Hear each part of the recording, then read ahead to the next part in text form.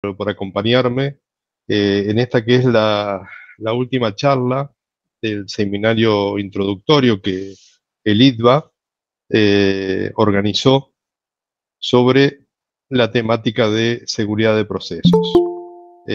Fueron una serie de charlas muy interesantes, introductorias sobre temas que realmente da para abarcar muchísimo más tiempo, pero que los que yo voy a intentar, ya lo hicieron mis colegas que me precedieron, tratar de desarrollar temas que son muy complejos en poco tiempo, pero que viene bien colocarlos para que todos ustedes lo conozcan, lo profundicen o hasta le interese averiguar un poco más de qué se trata todo esto, ¿no? Eh, Agradecer a Litva por este espacio. Realmente los que participamos aquí, la mayoría es gente que hace mucho tiempo que está en la industria, que tenemos a la seguridad de proceso como una vocación y que queremos difundirla porque se necesita mucho esa difusión en Argentina. Yo soy Gustavo Correa. Eh, Mañana, casualmente, va a ser un año que me retiré de YPF, la empresa que trabajé durante toda mi vida, por 35 años, y en los últimos años dedicado muy fuertemente a los temas de seguridad y específicamente en los temas de seguridad de procesos. Actualmente estoy trabajando para una consultora de Brasil también relacionado con temas de seguridad de procesos. El tema de hoy, el tema del cierre de estas charlas es factores humanos en seguridad de procesos. No es una charla técnica, como varias de las charlas que me precedieron, ¿no? Pero no por no ser una charla técnica, no tenga que ver mucho con el tema de seguridad de procesos. Eso lo vamos a ver cuando analicemos después al final de esta charla las conclusiones, ¿no? Cómo los factores humanos también son una parte fundamental de la seguridad de procesos.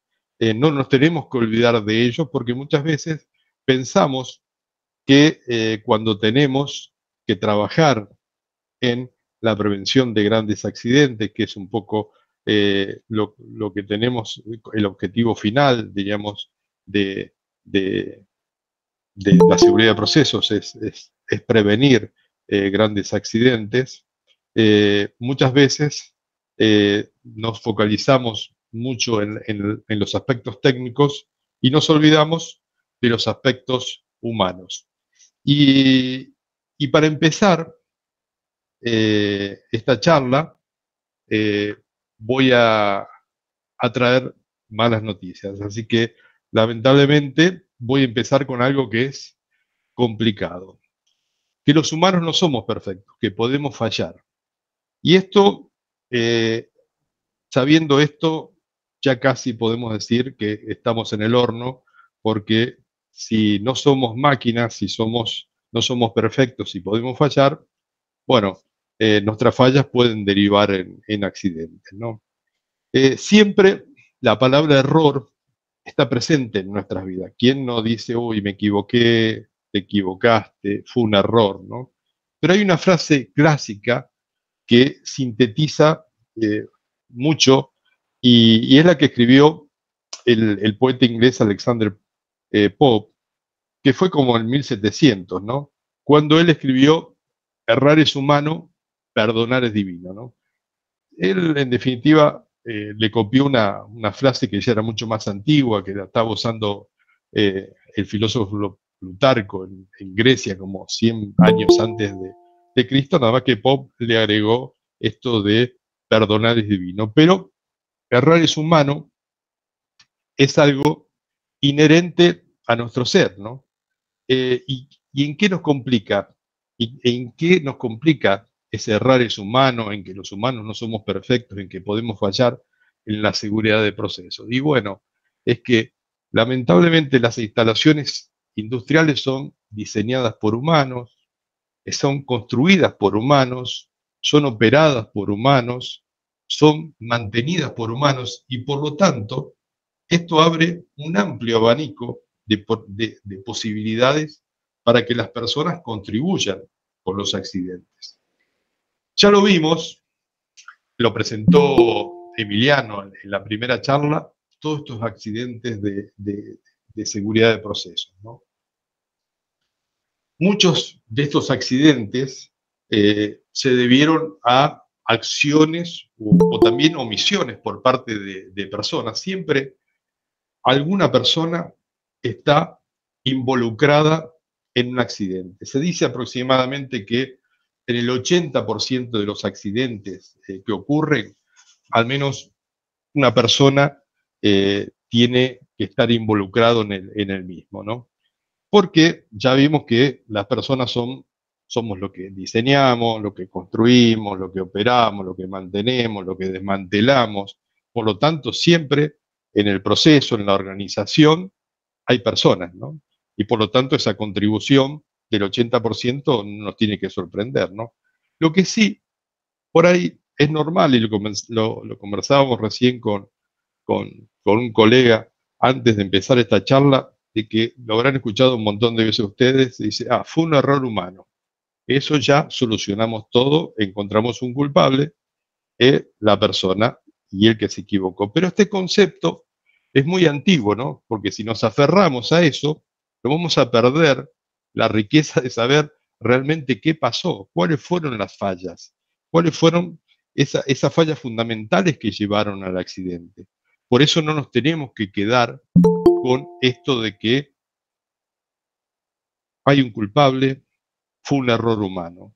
Y tenemos que mirar profundamente, investigar profundamente qué es lo que pasó. Principalmente recordando toda esa secuencia que les mostré en el slide anterior, de que nosotros somos los que diseñamos, construimos, operamos, mantenemos, desmantelamos y demás, ¿no?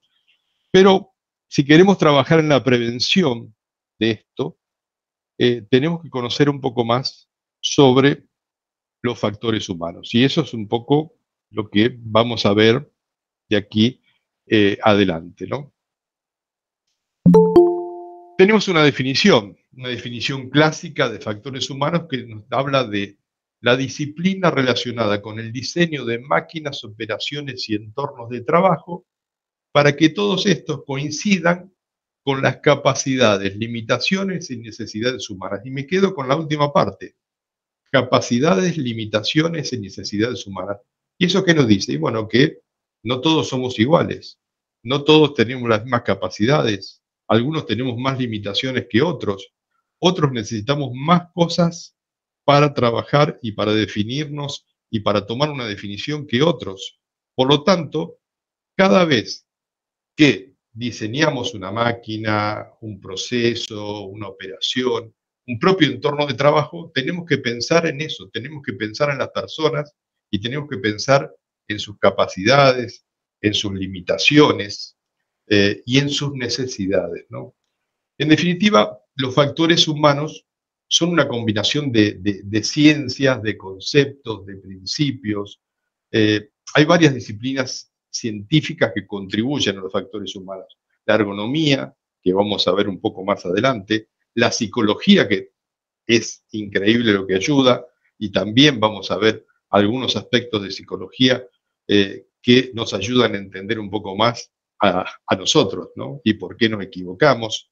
La antropometría, que es un poco esa ciencia que mide que no todos somos iguales, que cada uno, y en función de las razas y también de los lugares del mundo, la estatura media es diferente, el largo de brazos es diferente, el largo de torso es diferente, y por lo tanto todas las estaciones de trabajo tienen que ser diseñadas muchas veces en forma diferente en función del lugar del mundo donde estemos operando, ¿no? Este enfoque de los recursos humanos, diríamos, nos va a ayudar, diríamos, a comprender cómo y por qué nos comportamos de una manera y hacemos el trabajo como lo hacemos, ¿no?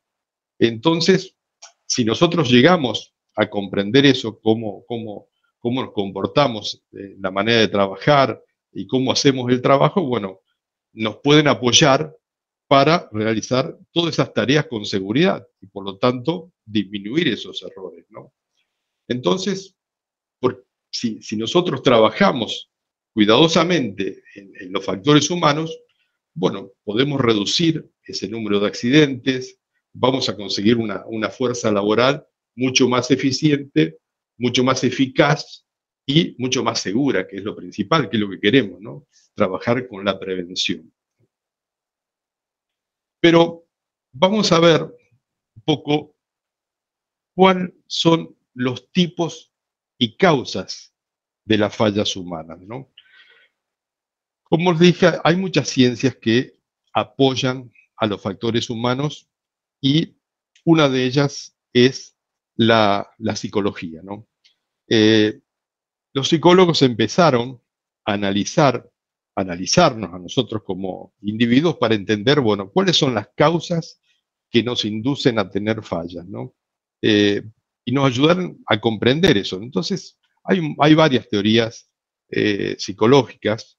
eh, Uno de los que empezó con esto fue Rasmussen, pero tal vez la más conocida, o una de las más conocidas, es la que estudió James Reason.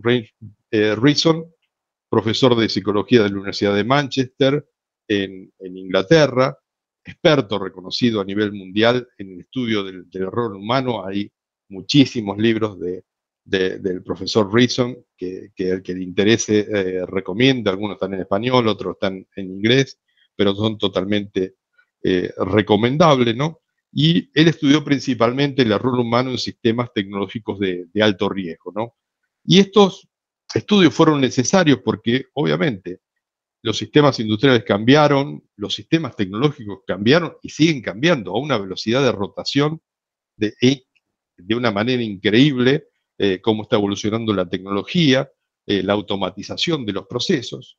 Y esa evolución un poco sustituyeron, diríamos, al operador humano, que antes era el que hacía las cosas, y ahora nosotros somos un poco y cada vez más los que controlamos las cosas. Entonces, de ese hacer al controlar, bueno, cambiaron las cosas y evidentemente siempre al cambiar esa cuestión, nosotros vamos a tener más amplia cantidad de posibilidades de equivocarnos, ¿no?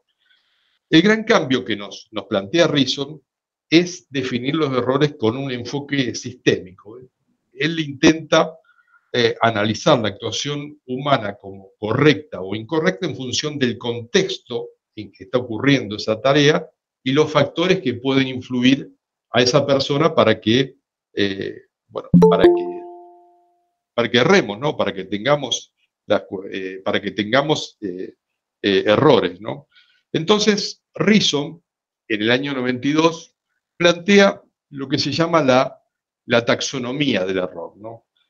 Principalmente Reason al principio dice, che, ojo, los humanos no siempre nos equivocamos. O sea, nosotros en general en nuestra vida no estamos haciendo error tras error todo el tiempo.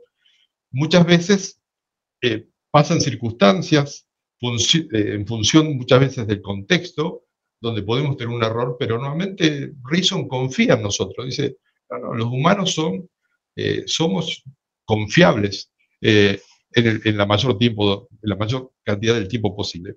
En su taxonomía, él divide dos tipos de conductas que nos pueden llevar. Me equivoqué. Es muy común que muchas veces vamos manejando y queremos poner el guiño y accionamos el limpia parabrisas, por ejemplo. En lugar de un lado, lo accionamos del otro. Muchas veces en las operaciones industriales, y bueno, voy a leer un instrumento, leo el instrumento, tomo nota, pero no era ese instrumento, era otro, me distraje y tomé nota que no era el correcto. O sea, el objeto, diríamos, la acción es correcta, pero el objeto es correcto, ¿no? Otro diríamos, error involuntario puede ser en el pensamiento. Esos pueden ser basado en reglas o basados en conocimiento. Cuando me baso en reglas, es muchas veces que tengo que recordar una regla y que a lo mejor sigo un procedimiento, una buena regla, pero ahí me equivoco en seguirlo, ¿no? Entonces, la regla era la correcta, pero me equivoqué en seguirlo. O bien, creo que estoy siguiendo una receta correctamente, ¿m? La sigo correctamente, pero no es la receta adecuada y me puede salir una torta como la que muestra ahí la foto, ¿no? Entonces, este sería el conjunto de olvidos, distracciones, porque seguí mal una regla o porque agarré el procedimiento equivocado, pero lo seguí a rajatabla y cometí el error, ¿no? Pero también puede ser falta de conocimiento, ¿no? Eh, Involuntariamente se me presenta algo que no lo sé cómo resolver y pongo la mejor voluntad, porque yo creo que puedo resolver, porque me parece que puede ser por este lado, voy, acciono en función de mi razonamiento, del conocimiento que yo tengo, pero me equivoqué, no era así. Pero no tuve la voluntad de hacer las cosas mal. Yo creí por mi conocimiento, que creía que tenía un conocimiento de hacer las cosas bien y me salió mal. Ese error es un error involuntario por falta de conocimiento, ¿no? Hasta ahí las cuestiones involuntarias que vamos a ver algunas un poco más adelante en esta presentación, cómo podemos evitarlas, ¿no? Cómo podemos hacer para disminuir estos errores involuntarios. Pero los más peligrosos son los voluntarios, ¿no? Son aquellos que yo sé que estoy haciendo algo mal, pero lo estoy haciendo. Existen tipos de errores voluntarios que son de rutina, situacionales o excepcionales. El de rutina, un clásico, ¿no? Cruzar por el medio de la calle y no por la senda peatonal, ¿no? Eso es un clásico. Che, si todo el mundo lo hace, ¿no? ¿Por qué yo tengo que hacer 50 metros cruzar por la senda peatonal si todo el mundo cruza por el medio de la calle? Todo el mundo toca bocina. Es un desvío de las cuestiones, pero ¿qué va a pasar? Si estoy en la ruta, voy por el camino, no viene nadie. Entonces, pide el cartel máximo 80, voy a 120, no pasa nada. ¿Eh? Eso es un error voluntario, de rutina, total, nadie me va a castigar, no hay una multa, por lo menos que yo conozca, por cruzar por el medio de la calle, no por cruzar por el... puede ser hasta una contravención si alguien lo lo ve más profundamente, pero no hay una multa de dinero, por ejemplo, por cruzar eso, ¿no? Entonces, ni tampoco hay una multa de dinero si no hay radar y no hay policía de ir por exceso de velocidad en una ruta desierta, ¿no? Esas son cuestiones de errores voluntarios de rutina, ¿no? Puede haber situaciones, por ejemplo, bueno, son las 9 de la noche, yo entré a las 7 de la mañana y tengo que cumplir un montón de cuestiones porque si no, mi jefe mañana va a estar como loco. Y bueno, yo tengo que hacer un montón de procedimientos y bueno, para, esto no lo hago, me salteo 3 o 4 cosas para poder completar el trabajo a tiempo, porque si no esa presión de trabajo me va a volver loco y yo lo quiero terminar. Es un error voluntario, situacional. ¿Quién se va a dar cuenta si nadie me controla? Entonces, situacionalmente provoco ese error, muchas veces también en un proceso industrial, ¿no? Salteamos pasos en una operación, por ejemplo, de una puesta en marcha de una unidad o muchas veces determinadas cuestiones en un laboratorio. Esto no, pero no, esto es viejo, no lo voy a hacer. Yo, situación, eso es un error situacional y muchas veces están motivados por el entorno del trabajo, por las presiones, por el algo, un procedimiento que eso no lo entiende nadie, ¿viste? ¿Para qué voy a seguir una cosa si esto ni sé de qué se trata? Entonces voy a hacer lo que me parece y situacionalmente hago y no lo sigo, ¿no? O excepcional. Muchas veces eso ya son cuestiones de alto riesgo, de altísimo riesgo, pero yo lo asumo porque yo soy, imagínate, tengo 30 años de experiencia, hermano, ¿qué me va a pasar? Yo me la sé toda. Entonces, excepcionalmente, che, mirá, si hacemos eso se va a parar la producción. Y después mañana lo tengo que aguantar al jefe. No, no, no, yo no lo voy a parar. Entonces, ¿qué hago eso? Pongo en bypass una protección, a lo mejor que me va a parar la planta por alta temperatura. La alta temperatura está, pero yo la ignoro y bypasseo esa protección, por ejemplo. Entonces, el deber cumplido, ¿no? Voy a quedar bien con mi jefe. Tuve ese error, es excepcional. Yo solamente lo puedo hacer, no los otros porque no tienen la experiencia que tengo yo, ¿no? Siempre creemos, especialmente cuando hacemos errores voluntarios, que nada nos va a pasar. Si vamos en una ruta a 120 kilómetros, no viene nadie, no pasa nada, ¿viste? Nada nos va a pasar, hasta que se puede cruzar un animal, puede haber un pozo que nosotros no sabemos, o puede haber algo que me reviente el neumático intempestivamente, ¿no?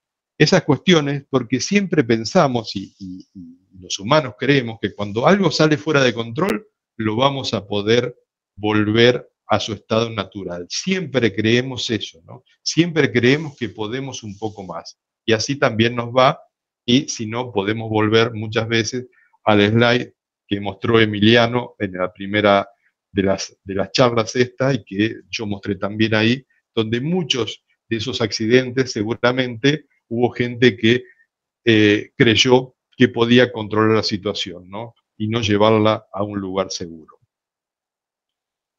Les voy a traer un ejemplo, ¿m? Un ejemplo que tal vez, no sé si a las chicas les va a gustar, pero bueno, yo lo elegí así. Lewis Hamilton, un capo, al que le gusta la Fórmula 1, supuestamente lo conoce, este corredor, 7 veces campeón del mundo de Fórmula 1, que es la elite del automovilismo, 2 veces subcampeón, más de 100 carreras ganadas. Pero mire lo que le pasó en el Gran Premio de Malasia del 2013. Eh, hay que cambiar los neumáticos, es el pit stop. Él se va a detener en esto que dura segundos, pero cuando llega, se da cuenta que no era el box de él. Él se detuvo en el box de McLaren y él ahora corre para Mercedes. Lo que pasa es que corrió pila de años para McLaren y cuando llegó, se distrajo, es acá donde tengo que parar, ¿m? Y esa distracción le costó la carrera, porque después parece ser que uno de los mecánicos de McLaren dice, no, no, acá no, es un poquito más adelante el tuyo ahora, ¿viste? Él perdió segundos y el que sabe o el que conoce de Fórmula 1, segundos, se puede perder una carrera, ¿no? Y este es un ejemplo que le estoy trayendo que es una persona súper habilidosa, que tiene altísimas competencias, pero que evidentemente sabe lo que tiene que hacer, sabe que tiene que, que- que entrar a boxes para cambiar las cubiertas, ¿no? Pero durante la ejecución de la maniobra se equivocó. Y si Lewis Hamilton en esos niveles hay distracciones y hay errores, ¿no? ¿Cómo no lo podemos cometer en nuestra vida normal o en nuestra vida real? ¿Y cómo no pueden ocurrir errores, distracciones, cuando estamos trabajando procesos de altísimo riesgo que nos pueden llevar a un accidente industrial? Es por eso que con este ejemplo lo que queremos traer es que los factores humanos son un tema complejo, ¿no? Como lo es el comportamiento humano, ¿no? Que está muy influenciado por las condiciones en las que se trabaja, ¿no? Tenemos cuestiones que van a estar influenciadas por las tareas. Las tareas que deben diseñarse, y ya eso ya lo hablamos, de acuerdo con principios ergonómicos, ¿no? Esto nos va a ayudar a tener en cuenta las limitaciones que tenemos los humanos, ¿no? Que muchas veces pueden ser ventajas o desventajas, ¿no? Esas, digamos, condiciones humanas, ¿no? Que puedan ayudarnos a trabajar mejor o no trabajar mejor, ¿no? Hacer coincidir el trabajo, digamos, con las capacidades y las habilidades de las personas va a hacer que esa gente trabaje menos sobrecargada, por ejemplo, ¿no? Y que ellos puedan contribuir de una manera mucho más segura al, a la operación, ¿no? Eh, Siempre también tenemos que mirar la condición física, ¿no? Y eso, la condición física es el diseño del lugar de trabajo, el entorno de trabajo, pero también la cuestión mental, ¿no? Que involucra toda la información que le estamos entregando a la persona para que tome decisiones. Y esa información también tiene que llegar en forma clara, en forma precisa, ¿no? Porque todo eso influye, ¿no? Porque si hay algún desajuste entre los requisitos del trabajo y las capacidades de las personas, bueno, ahí se generan las posibilidades de errores humanos. Y ahí vamos a traer algunos ejemplos, inclusive gráficos, para que ustedes puedan ver ejemplos de desajustes que muchas veces hacemos en las tareas, ¿no? También están las personas que aportan a su trabajo actitudes, habilidades, hábitos, personalidades, ¿no? Que pueden ser fortalezas o debilidades según la exigencia de la tarea, ¿no? Eh, y las características individuales de cada uno de nosotros van a influir en el comportamiento, ¿no? Eh, y ese desempeño nuestro puede ser positivo, influenciar positivo o negativamente digamos, al desempeño nuestro, y eso puede ser que derive también en cuestiones de posibilidad de errores, ¿no?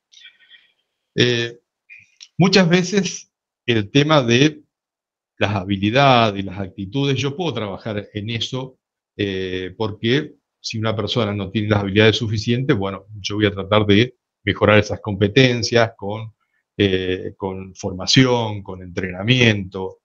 También un tema actitudinal se puede mejorar, ¿no? Pero nuestra personalidad ya ahí es mucho más complejo, porque la personalidad la forjamos por años y es un poco nuestra, ¿no? Y si tenemos un determinado tipo de personalidad, ya va a ser mucho más difícil influenciar para cambiarla, ¿no? Podemos influenciarla, pero no cambiarla, y veremos después cómo podemos trabajar en esa influencia, ¿no? Y por último, una cuestión que influye mucho en el comportamiento humano y en el error es el tema de la organización, ¿no? Los factores organizacionales, ¿no? Son los que tienen mayor influencia en el comportamiento, tanto individual como grupal, eh, de una empresa, de una universidad, ¿no? Sin embargo, muchas veces, como yo le decía al principio, son los que menos se tienen en cuenta, ¿no? Especialmente cuando analizamos accidentes o cuando analizamos cuestiones específicas, siempre buscamos un culpable, siempre buscamos el error humano y no vamos profundamente a ver qué pasa en nuestra organización, ¿no? Ahí empezamos a hablar de cultura. Y la cultura, el liderazgo, la comunicación, pero son factores esenciales que hacen y definen la organización o cómo nosotros nos comportamos como individuos o como grupos, ¿no? Y esa cultura, el objetivo tiene que ser que debe promover la participación y el compromiso de todos los empleados en todos los niveles. Cuando hablo de todos los niveles, desde la máxima jerarquía hasta el último eslabón de la cadena, diríamos, de mando, ¿no? Y tenemos que enfatizar mucho en la comunicación y el liderazgo, ¿no? Que en nuestra organización no se tiene que aceptar la desviación de los estándares de seguridad establecidos. Y en eso tenemos que trabajar para crear una cultura fuerte, una cultura positiva, una cultura de seguridad en nuestra organización, ¿no? Que la seguridad sea un valor en nuestra organización. Pero como hablamos mucho de cultura, yo ahora quiero introducir el concepto de cultura. Es muy difícil hablar de cultura y de comportamiento humano en dos slides, pero lo que quiero traerle aquí es conceptualmente qué es la cultura de una organización. ¿Por qué es importante?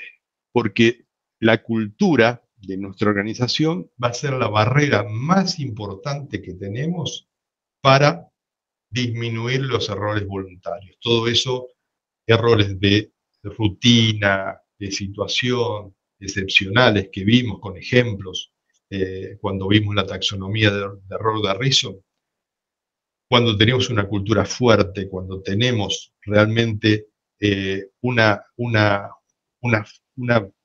cuestión que se transmite desde la alta dirigencia hasta el último empleado, y todos comprenden y aceptan y viven esa cultura de seguridad como un valor, esa es la mejor defensa para los errores voluntarios.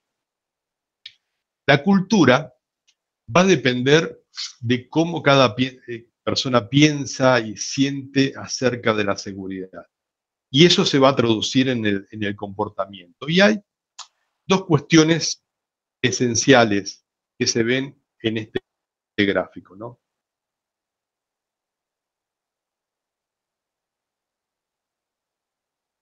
Podemos ver dentro de esta cultura organizacional múltiples factores. Uno de ellos es cómo hacemos las cosas, cómo son nuestros comportamientos, ¿no? Ahí entra la parte superior del iceberg, que son las reglas, los procedimientos, las elecciones técnicas que podemos llegar a tener, los comportamientos compartidos, por ejemplo, ¿no?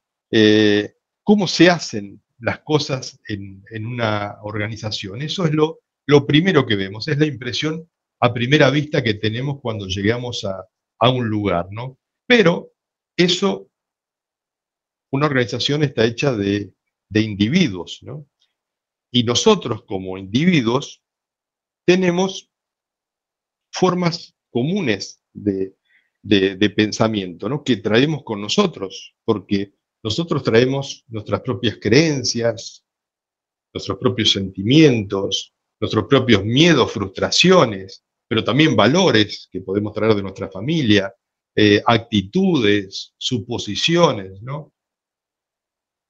Y esa es la parte invisible, ¿no? Y que condiciona muchísimo, porque cuando yo me integro a una organización, cuando yo me integro como individuo en una organización, la organización puede tener un montón de cuestiones, reglas y procedimientos, ¿no? Pero mi percepción al riesgo puede ser muy baja, porque me crié en un lugar donde el riesgo era común, tenía que cruzar todos los días una avenida y no había semáforos, entonces yo cruzaba como podía, por ejemplo. Eso ha generado en mí una cuestión que la percepción del riesgo, que algo me pueda chocar, ya lo tengo muy bajo, ¿no? Entonces, si a mí no me pasó nada durante 20 años y yo me expuse a riesgo todos los días, bueno, hermano, ¿por qué me va a pasar algo acá? Y esta gente me habla de riesgos, ¿no? Riesgo el que yo tenía cuando durante 20 años para cruzar al otro día y tomar el colectivo tenía que cruzar una avenida súper transitada y sin semáforos, ¿sí? Y sin puente para cruzarla. Eso es un ejemplo de las cuestiones que muchas veces traemos, percepciones, valores, conductas que hacen que tengamos cosas que muchas veces chocan con la cultura que queremos que la organización tiene, ¿no? Porque en definitiva, la cultura que vamos a lograr de seguridad en nuestra organización va a reflejar la influencia de esa cultura de la compañía, ¿no? Que tienen, que cómo maneja los riesgos esa compañía va a ser si esa cultura de seguridad va a ser una cultura más fuerte o menos fuerte, ¿no? Cómo se comporta como grupo en las maneras de hacer, pero también cómo son los integrantes de esa cultura en función de eso que venimos trabajando, ¿no? Muchas veces la cultura se va a construir con la interacción de todo el grupo, ¿no? Con mensajes claros, con consistencias en los mensajes, con ese famoso dicho que dice, tenemos que liderar con el ejemplo y tenemos que liderar con ejemplos positivos y esos ejemplos tienen que venir de la alta dirigencia, de los altos líderes, que son los que tienen que liderar con el ejemplo, y si ese ejemplo va direccionado a generar siempre actitudes seguras, la seguridad es lo primero, la seguridad es un valor, se va a generar un entorno de trabajo positivo y fuerte cultura de seguridad. Imagínense una persona nueva que llega a la organización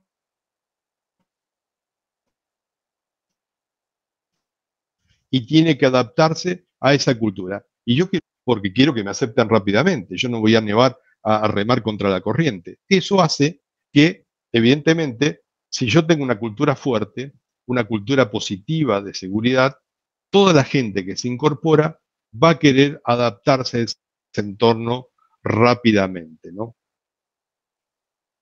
Y tenemos que ver que esa cultura sea positiva, ¿no? Porque si tenemos una cultura y hablamos de hacer una cultura de seguridad, pero nuestra cultura organizacional no sigue reglas, todo el mundo hace desvíos o errores voluntarios, situacionales o excepcionales, nadie es, digamos, punido por eso y no hay un castigo evidente, evidentemente el, la influencia que va a tener todo eso va a ser negativo a los temas de seguridad.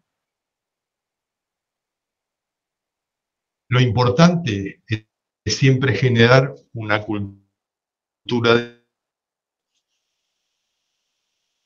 es lo que tenemos que trabajar fuertemente, son temas muy complejos que llevan mucho tiempo, donde las empresas trabajan muchísimo durante mucho tiempo porque no es un tema que se construye una cultura fuerte de seguridad de un día para el otro, ¿no? Hay empresas que la tienen y hay empresas que la pierden rápidamente, simplemente muchas veces por una decisión o por una mala decisión gerencial que puede inducir a errores voluntarios y que puede producir graves accidentes por no respetar reglas mínimas de seguridad. Por eso es un tema sumamente complejo, donde hay muchas personas, digamos, de ciencias blandas que apoyan en esto y que todo el mundo, la mayoría de las grandes empresas, ponen muchísimo foco y muchísima energía en trabajar en esa cultura, ¿no? En generar esa cultura, que cada vez es más difícil. ¿Por qué? Porque hay una gran rotación de personas, ¿no? Yo les comenté al principio, cuando me presenté, trabajé 35 años en la misma empresa, ¿no? Mis tres hijos me miran y un poco asombrado, cambian permanentemente, son millennials, cambian permanentemente de trabajo y no entienden cómo pude, diríamos, entre comillas, empresas con alto tipo de rotación, es muy difícil generar esa cultura. Tiene que ser algo muy consistente, con reglas claras y tiene que estar muy bien aplicado todos los conceptos para que el que se incorpora rápidamente absorba todos esos principios, esos valores como organización y se mantenga esa cultura, ¿no? Es un tema muy, muy complejo, el tema de cultura, pero es un tema apasionante. Vamos a ver otros aspectos mucho más simples tal vez, que van a y que pueden ayudar a disminuir los errores humanos. Era algo simple, ¿no? Cuando ustedes, aquí puede haber muchos alumnos, futuros profesionales, y a lo mejor les tocan cuestiones de tener que trabajar en una industria o en una empresa o donde sea, siempre piensen esto. Tenemos que aprender a diseñar para la gente. Tenemos que hacer diseños ergonómicos, ¿no? Trabajar con ergonomía ergonomía, se trata de una ciencia que trata de garantizar un buen ajuste entre las personas y las cosas que usan las personas, ¿no? Eso que hablaba, cuando diseñamos, piensa en las capacidades, las limitaciones, el entorno de trabajo, todo eso que va a ayudar a que la persona no se equivoque cuando tenga que hacer su tarea, ¿no? Hacer un diseño ergonómico va a influir mucho en los errores involuntarios, ¿no? Y les traje aquí ejemplos visuales para que ustedes vean muchas veces cómo diseñamos y no diseñamos para la gente. Por ejemplo, si una persona no puede trabajar en una posición cómoda, ¿no? Fíjense que podemos estar induciendo error. Este ejemplo de una persona que tiene que maniobrar una válvula sin ver, sin tener un contacto visual en la operación que está haciendo, la está haciendo de memoria con su habilidad y puede tener una distracción, puede tener un lapsus que provoque un error que puede llevar o puede conducir a un accidente industrial. Y ustedes me dicen, pero esto es fácil, se le pone una plataforma, o en el diseño se piensa que si una válvula va a estar a 2 metros de altura, seguramente yo tengo el promedio de altura de mis operadores, está en 1,70 m, bueno, va a estar a 30 centímetros por encima de la cabeza de la persona, por lo tanto, no va a poder tener contacto visual. Eso es algo de manual, algo simple, y es algo que va a estar definido en un papel al comienzo de cuando diseñaron esa planta. O si eso no se puede modificar la altura de la válvula, le tendré que diseñar una plataforma para que se pueda subir el operador. Parece una cosa simple, voy a decir, ¿y para qué? Che, una hora de charla y me viene a decir esta cosa tan simple, este tipo, viste, como diseño ergonómico, les puedo asegurar, cuando ustedes visiten cualquier tipo, desde un McDonald's hasta una planta nuclear, van a encontrar un montón de situaciones donde el diseño ergonómico no fue contemplado y que puede inducir errores. Y después, cuando vamos a tener un accidente, error humano. Ese es el culpable, ¿no? Y nadie pensó, cuando diseñó esa cuestión, que podía haber cuestiones que podían inducir esos errores involuntarios, ¿no? También en la oficina, ¿no? Aquí en la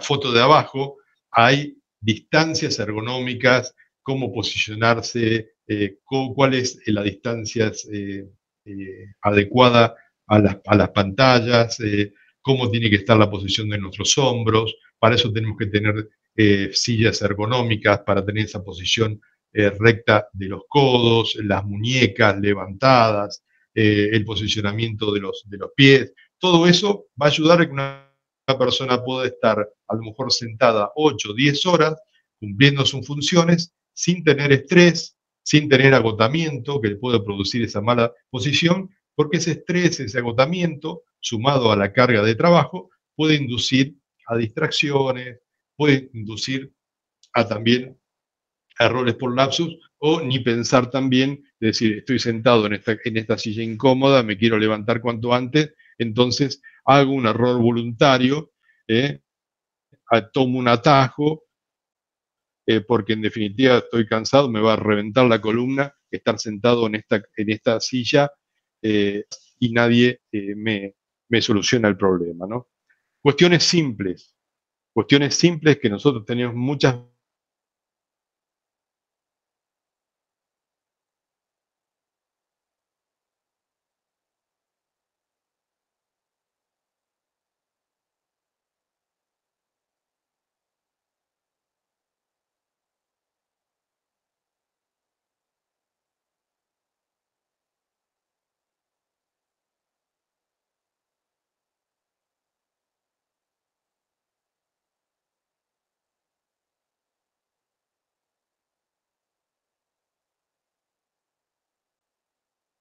Un operador que trabaja en una torre de petróleo, que tiene que maniobrar un equipamiento que tiene que subir y bajar, pero el techo de su sala de control es de vidrio, está sucio, y justo refleja el sol y la persona esta no tiene una buena visión de la operación. En casi 4 horas de su... Eso es un diseño ergonómico no adecuado que puede provocar errores. Y esas veces no tenemos en cuenta esas cosas mínimas de decir, bueno, che, tenemos que facilitarle, tenemos que, diríamos, machear, ajustar esas cuestiones de habilidades, capacidades, limitaciones. En este caso es una limitación clara, ¿sí?, sobre una operación de riesgo que puede provocar un accidente, ¿no? Y la diseñamos así y tampoco la solucionamos, ¿no? Porque ese es el peor. Podemos diseñar una cuestión y después rápidamente solucionarlo, pero no es así, ¿no? Otra cuestión es, por ejemplo, fíjense, esta persona que recibe esa cantidad de información y tiene que controlar una operación con toda esa información que recibe. Imagínense cuando le empiecen a sonar alarmas o le lleguen señales de diferentes lugares de la operación. Esa sobrecarga de información, ese estrés, ese mal diseño, muchas veces, fíjense, la cantidad de pantallas que hay para controlar y solamente 2 personas. Muchas veces las empresas, por una cuestión de reducción de costos o demás, vamos a disminuir el personal y vamos a colocar que una persona reciba muchísima más cantidad de información. Bueno, esa persona que recibe toda esa cantidad de información, ¿tiene las capacidades suficientes como para transformar esa información en conocimiento y tomar las decisiones adecuadas? Bueno, ahí es todo un tema que tenemos que mirar en el diseño y muchas veces en los diseños de organización, ¿no? Porque eso también tiene mucho en el diseño de de cómo diseñar la pantalla, la información, sino también diseñar cuántas personas van a controlar ese proceso, ¿no? Otro de los temas es diseñar advertencias, ¿no? Una advertencia es una comunicación de peligros, es algo que nos muestra que tenemos un riesgo y tenemos que saber cómo proceder para reducir esos riesgos de accidentes, ¿no? No es lo mismo tener una buena señal de advertencia que en el caso que yo no conozca, yo llego a un lugar, no conozco la situación, pero yo tengo una advertencia que me dice peligro, no avance. Bueno, no sé qué puede haber porque no tengo conocimiento. eh,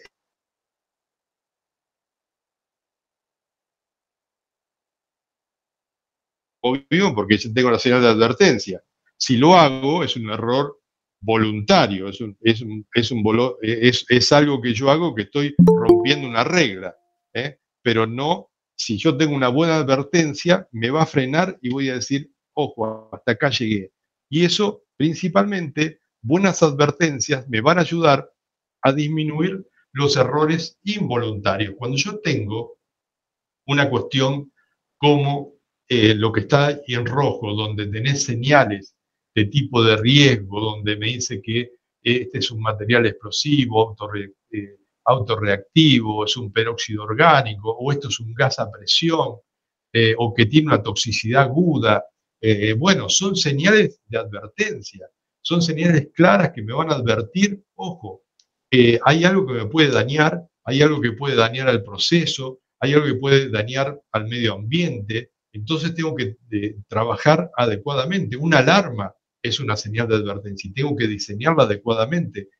Diseño de alarmas, podríamos hablar horas y horas porque hay normas específicas. ¿Cuántas alarmas puede recibir una persona por hora, por ejemplo, o por 10 minutos, para que no reciba un caudal de información que no le haga o que le haga perder el sentido de control sobre la operación? ¿Cómo tiene que ser el el nivel auditivo de esas alarmas, que a veces pueden ser diferentes en función de la criticidad, cómo aparecen con diferentes colores? Todo eso es un diseño de señales de advertencia que también tenemos que aprender a manejar, porque eso va a disminuir los errores involuntarios, ¿no? La distracción, la falta de atención, los lapsus, la falta de conocimiento, que yo tenga que romper reglas porque me llegan 50.000 alarmas, entonces lo que hago es reconocer la alarma y ya no me importa si es una alarma simple o es una alarma crítica que me puede explotar todo, porque me llegan tantas que estoy rompiendo reglas permanentemente y haciendo errores voluntarios, porque eso está mal diseñado. Son cuestiones simples, pero que muchas veces olvidamos, ¿sí? Y los humanos diseñamos, construimos, operamos, mantenemos y desmantelamos y perdemos muchas veces el foco en estas cuestiones que son cuestiones simples, pero totalmente relevantes e importantes. Y por último, porque podemos hablar de otras cosas también, desarrollar competencias. Las competencias son el conjunto de habilidades, conocimientos, aptitudes que necesitamos todos los humanos para desempeñar una función, ¿no? Realmente las competencias es eh, uno de los factores más importantes para reducir la probabilidad de error humano, ¿no? Porque cuanto más competentes seamos, mucho mejor vamos a poder responder a situaciones que son las situaciones no comunes, porque en las situaciones comunes muchas veces tenemos nuestras habilidades, algo que hago todos los días, entonces ahí la posibilidad de un error ya es mínimo, puede ser una distracción o un lapsus, ¿no? Si tengo un buen procedimiento, bueno, ahí yo ya tengo todo escrito, yo ya sigo el manual y entonces la posibilidad de error ahí, si yo sigo correctamente lo que está escrito, bárbaro, la posibilidad de error disminuye. Ahora, si se me presenta una situación que nunca pasó en la vida y tengo que resolverlo, ahí es donde la competencia y las personas competentes hacen la diferencia, ¿no? Porque solamente las personas competentes son las que pueden transformar información en conocimiento. Ese es el ciclo virtuoso. Yo tengo que generar personas competentes. Ustedes adquiriendo un título universitario es la primera etapa de ser competente en algo. Adquirir un título universitario, hacer un curso, recibir el diploma, hice el diploma, mirá, ya lo tengo, mirá qué bueno, soy competente en esto. Pará, hermano. La competencia, una vez que yo tuve el diplomita del curso, tengo que ir y practicarlo, tengo que entrenar eso que yo adquirí teóricamente en la práctica, ¿no? Tiene que ser evaluado esa competencia en la práctica, si soy realmente estoy aplicando correctamente lo que yo incorporé como nueva competencia, ¿no? Eso tiene que ser permanentemente controlado a través de exámenes, hay un montón de cuestiones que se pueden hacer a las personas que están trabajando eso y tiene que ser repetido cada tanto, hacer un refresco de esa competencia, especialmente en las tareas críticas, en las tareas que pueden provocar accidentes. Ese es un tema sumamente importante, el tema de competencias es otro tema que desarrollo de competencias es un tema clave para los factores humanos, es otro tema en los cuales podemos explayarnos muchísimo tiempo, pero principalmente lo que tienen que llevarse, que el desarrollo de competencias es una cuestión permanente. ¿Sí? No es un tema de que hoy me recibí de esto, hoy hice el curso de esto y ya me quedo tranquilo, ¿no? ¿Cuál fue la última vez que recibiste el entrenamiento del procedimiento de emergencia este o un reentrenamiento de tal cuestión? Le decía al principio, las cuestiones tecnológicas, la tecnología hoy, el ciclo tecnológico es inmenso. Lo que hoy ustedes creen que son un capo, eh, eh, porque el manejo esto totalmente, mañana ya no sirve más porque salió la nueva versión, la cuestión, o fue, eso quedó obsoleto y quedó absolutamente obsoleto y ya no se usa más. Y ese ciclo cada vez es más rápido y tenemos que adaptarnos a eso y las competencias se tienen que adaptar a eso, las organizaciones se tienen que adaptar a eso y tienen que estar siempre colocando el foco cuáles son las tareas críticas para tener la gente competente. Y tengo que saber que esos son competentes, ¿eh? A través de exámenes, de cuestiones que me aseguren que esa persona es competente. Y vuelvo a decir, tener un registro, cuál fue la última vez que recibió entrenamiento esta persona. ¿Cuál es la última vez que recibió capacitación en esto? Si ya recibió la capacitación de la nueva tecnología que se va a ser implementada. Si esa nueva tecnología que voy a tener que implementar en la planta, la gente que la va a operar es la gente que tengo o necesito gente nueva, porque la gente que tengo ya no, no va a poder mejorar sus competencias como para llevar a eso, porque necesito otro nivel de competencia. Todo eso tiene que ser pensado en el momento del diseño, en el momento de incorporar gente a una empresa, en el momento de generar los planes de formación de una empresa. Es un tema muy complejo, muy apasionante, desarrollar competencias, porque solamente las personas competentes pueden transformar la información en conocimiento. Vamos ahora a ver conclusiones. Ya nos fuimos casi una hora de charla, quería ser un poco más corto. La primera conclusión, eh, perdón, pero la gente es falible, aún los mejores pueden cometer errores. Si Lewis Hamilton se equivocó del box, ¿cómo no vamos a poder equivocarnos nosotros? Cualquiera se puede equivocar, pero los errores tenemos que verlo como consecuencias, no como causas. No podemos hablar y seguir hablando de es un error humano. Tenemos que mirar cuáles fueron las consecuencias que llevaron a ese error. Porque a lo mejor puede ser algo, ese error de hoy que estoy cometiendo, algo que pasó hace 10 años. Y el tipo que diseñó eso, por lo cual hoy yo me estoy equivocando, ya no está más. Se jubiló, cambió 4 veces de empresa, vive en otro país. Y es el que esa decisión tomó hace 10 años, me está provocando hoy ese error. Y eso, si yo digo que el culpable soy yo, o todo me apuntan que el culpable soy yo, no voy a poder descubrir cómo corregir que eso no vuelva a ocurrir nuevamente y que otra persona tenga accidentes, ¿no? ¿Por qué? Porque estamos influenciados por los procesos, por los valores, por la cultura, y eso muchas veces no lo miramos y no lo tenemos en cuenta, ¿no? Y cada vez hay que tenerlo más en cuenta porque esa influencia puede ser muy positiva, pero a veces también muy negativa, ¿no? Y si perdemos el foco en los procesos críticos, si no tenemos una cultura fuerte de seguridad, una cultura sólida, ¿no? ¿Qué va a pasar? Lo que nos mostró Emiliano en la primera charla y les volví a traer yo en la segunda, la cantidad de accidentes que lamentablemente siguen pasando y los accidentes de seguridad de procesos, como ya también les mostraron eh, Emiliano y también Rocío en sus charlas, a diferencia de la ciudad de las personas que a veces son accidentes muy frecuentes con pocas consecuencias y pocas personas involucradas. Los accidentes de seguridad de proceso son, tal vez, pasan en tiempos más distanciados, pero lamentablemente cuando pasan causan muchísimas víctimas, muchísimo impacto a la comunidad, al medio ambiente y principalmente también a la credibilidad e imagen de empresas, ¿no? Y tenemos que ver también cómo entendemos por qué ocurren los errores. Es eso que digo, irnos a la profundidad y ver realmente cuál es la verdadera causa raíz. ¿Eh? Perder ese foco de decir fue un error humano, ¿no?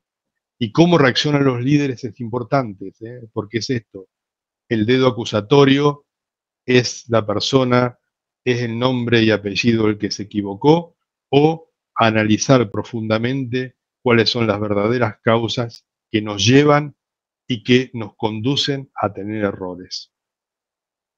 Una reflexión final que nos trae el profesor Rison. No podrás cambiar la condición humana, pero podrás cambiar las condiciones en las cuales los humanos trabajan. Muchísimas gracias. Espero no haberlos aburrido. No es un tema técnico, es un tema más blando, pero les puedo asegurar muy importante trabajar en los factores humanos para la prevención de accidentes de seguridad de proceso. Estoy acá para preguntas, dudas que le puedan haber quedado de la presentación.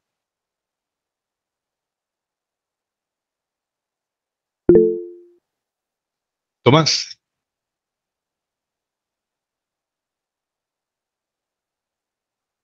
¿Puede ser que levanto la mano?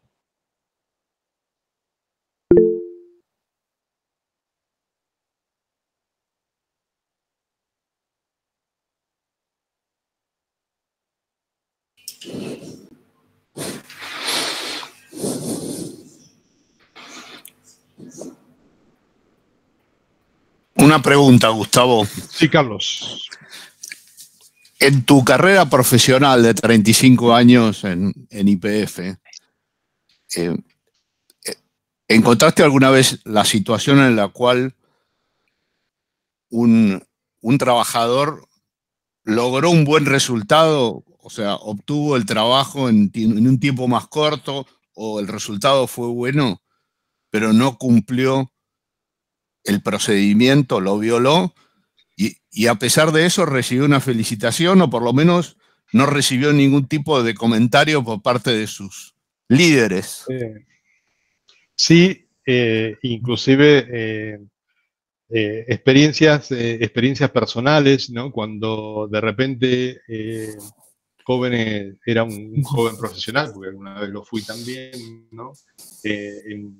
Me acuerdo, por ejemplo, como anécdota personal, estábamos en una puesta en marcha y acompañando, por supuesto, yo en la parte de aprendizaje, ¿no? Y bueno, estaban los grandes supervisores, los que ponían en marcha y bueno, durante una noche se saltearon un montón de procedimientos y llegamos al otro día con el producto a producción, ¿no? Cuando estaba previsto que iba a salir a las 4 de la tarde, salió a las 6 de la mañana, ¿no? Y claro, yo tenía mucho miedo porque imagínate que era nuevo, me habían puesto a la noche para aprender y bueno, que me reprendieran y digo, ¿cómo, viste, cómo no le dijiste que no? Yo pensaba decir, vos tendrías que haberle dicho que no hagan eso. En realidad recibimos las felicitaciones de todo el mundo, no sé si me explico, ¿no? Porque habíamos adelantado 10 horas la salida a producción, ¿no? Esto tal vez pasó hace 30 años, pero también es normal a veces en algún tipo de industria o en la vida normal, o en la vida, no hablemos de cuestiones complejas, ¿no? Cuando queremos entregar las cosas y no las entregamos del todo correcta, o así, total, así las entrego más rápido, y muchas veces el que la recibe, en lugar de plantear, ojo, esto acá no tiene la calidad suficiente, deberías haber invertido un poco más de tiempo para desarrollar esta materia, se lo acepta, ¿no? Y muchas veces mira como una cuestión de que lo entregó a tiempo o que lo entregó antes de tiempo, como una fortaleza, y no se va a la profundidad del texto, que es lo que hace a la calidad del texto, ¿no? Son dos ejemplos que muchas veces nos pasa y que nosotros y ustedes como futuros líderes lo tienen que analizar, y un poco lo que yo ponía al final, ¿no? Depende cómo reaccionen los líderes, van a construir o no van a construir una cultura de seguridad, van a prevenir o no van a ayudar a prevenir accidentes, ¿no? Esa anécdota personal que me pasó hace 30 años, cuando recién empezaba mi carrera, podía haber provocado un accidente, ¿no? Pero evidentemente en ese momento de la organización, en ese momento de la cultura de la organización, fue premiado, ¿no? Cuando debería haber sido un motivo de reprimenda.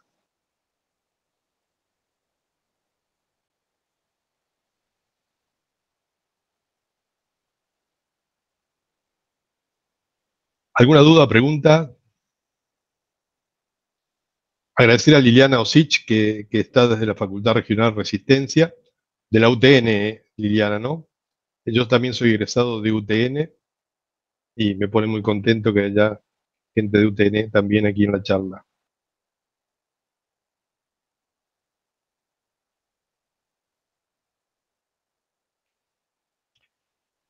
Si no hay preguntas, y ya es muy tarde y ya cerramos, simplemente comentarle que IDVA tiene la intención de desarrollar un diplomado de seguridad de procesos que seguramente cuando tome la decisión la universidad lo va a poner a disposición de ustedes, con una posibilidad también de un posgrado en seguridad de procesos. Considero que eso también es algo importante para el desarrollo profesional, así que el que esté interesado va a tener un buen material y seguramente un buen desarrollo de competencia para insertarte en un tema en que la industria, de las más variadas, porque esto nació tal vez para oil and gas, para petroquímica, pero ahora industrias de las que ustedes se pueden ocurrir, desde minería, cereales, siderurgia, cosmética, pinturas y lo que se le puede ocurrir, hacen seguridad de procesos.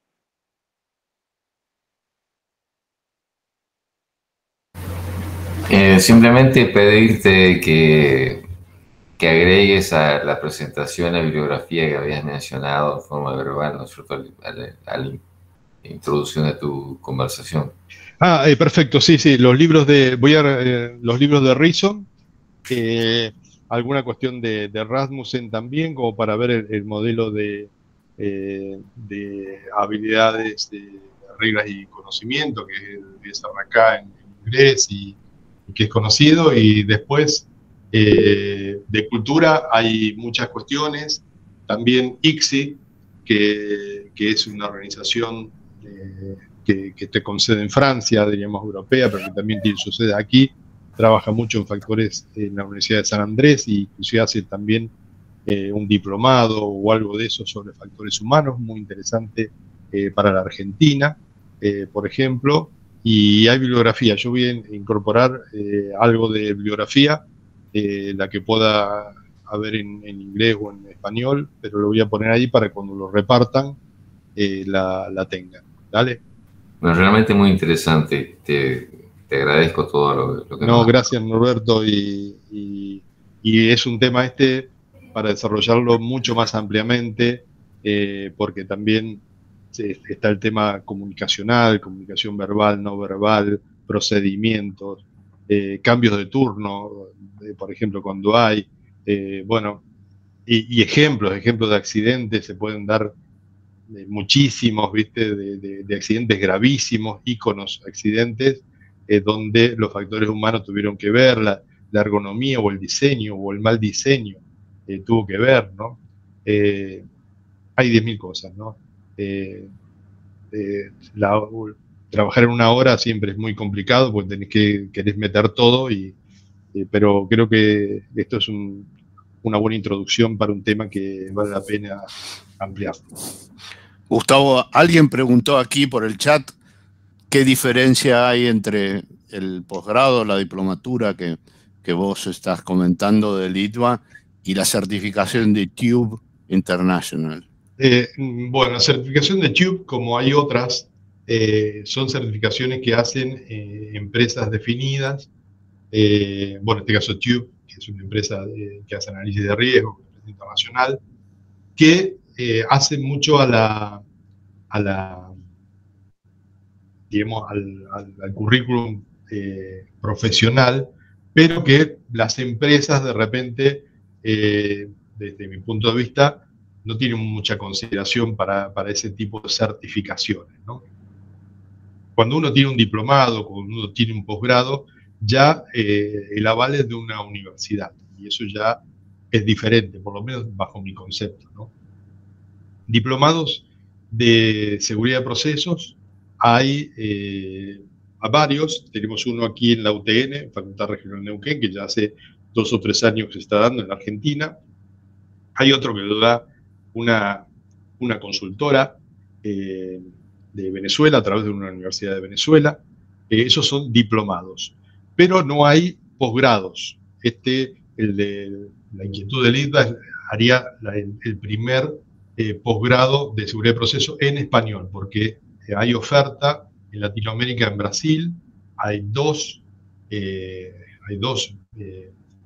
lugares, en uno, el que yo estoy dando clases, que es en la región de Bahía, pero bueno, es internacional, y otro en Río de Janeiro, que son posgrados.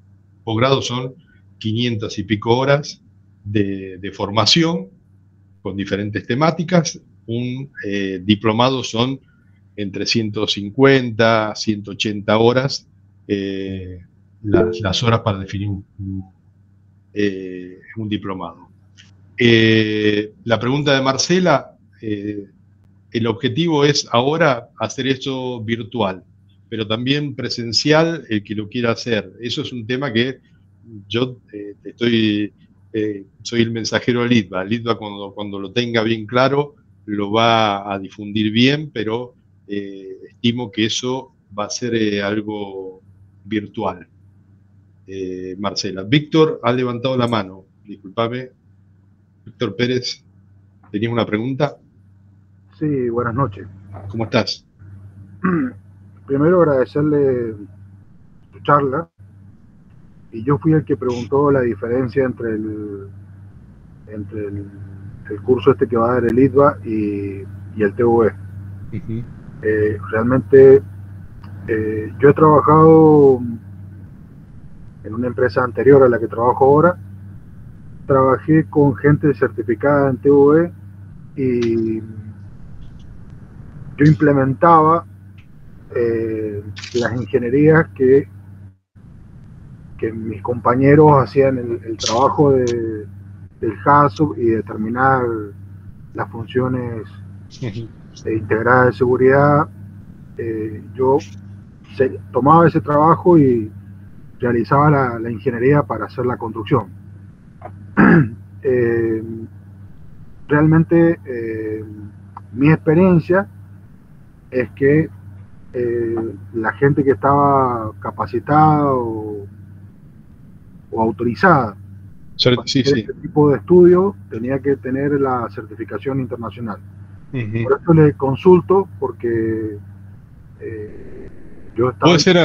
Puede ser un requisito. Tal vez yo me expresé mal en cuanto a eso, porque muchas veces de repente las empresas, cuando van a solicitar una ingeniería externa, por ejemplo, y van a hacer un estudio LOPA o lo que sea, muchas veces piden como mínimo, digamos, que la gente que le haga eso tenga algún tipo de certificación internacional. Tal vez yo me expresé mal y la cuestión es decir, si vos vas a una empresa, digamos, donde pidan un trabajo específico de seguridad de procesos, tal vez que las certificaciones, como la certificación TV, como otras que pueda haber, digamos, están en un segundo nivel. Si vos tenés un posgrado de seguridad de procesos, seguramente vas a tener una visión integral y la certificación te da digamos, una cuestión parcial de un tema particular del mundo que es seguridad de procesos, ¿no? Esa es un poco, tal vez sería la respuesta adecuada a tu pregunta, ¿no? Las certificaciones de TV son para ser un especialista en determinado rango del amplio aspecto del mundo de la seguridad de procesos. Claro. Dentro de la seguridad de procesos existe lo que se llama seguridad funcional. Es una pequeña parte, como ha dicho Gustavo, y eso es lo que típicamente se certifica.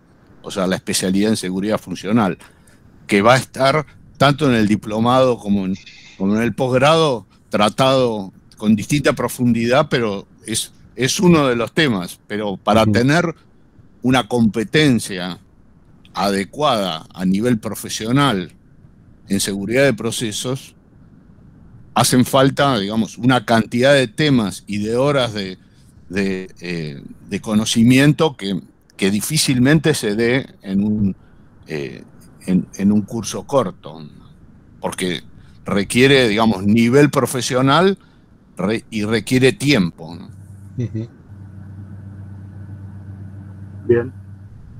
Muchas gracias por la respuesta.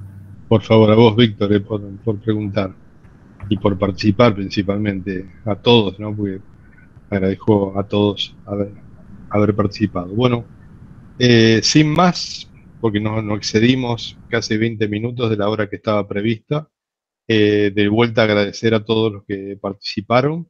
Seguramente IDVA va a hacer las comunicaciones pertinentes cuando esto ya esté definido y aprobado por IDVA. y ojalá podamos contar con algunos de ustedes en el futuro. Así que buenas noches a todos y nos vemos la próxima.